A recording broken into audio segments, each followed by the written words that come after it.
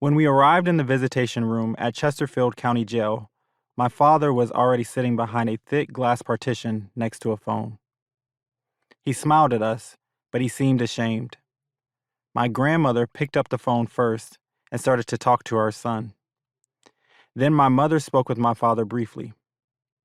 I wasn't paying attention to what was said, but I noticed closely how they each glanced at me with some despair in their eyes.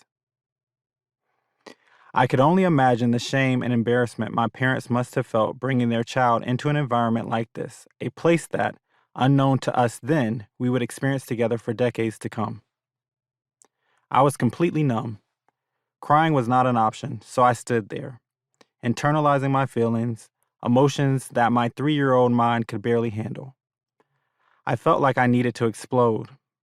I wanted to scream or run out of the building. Instead, I froze.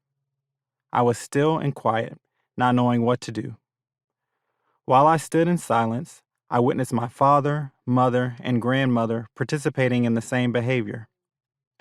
They all were internalizing their emotions, attempting to make the most out of the situation, a ritual they mastered through a lifetime as Black people in America.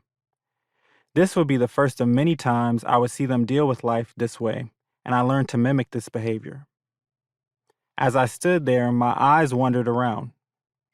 I looked at the glass partitions next to me, and I realized that all the other men behind the glass looked like me. There were other Black men in this jail.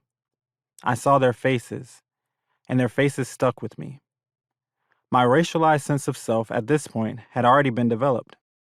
I was aware that I was Black, and seeing not only my father, a Black man, but many other Black men behind those glass partitions left a deep imprint on my mind.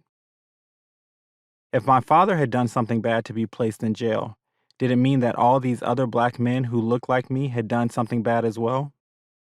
Could I also do something wrong to be put in this place? At the time, I had no idea how mass incarceration in America plagued the Black community.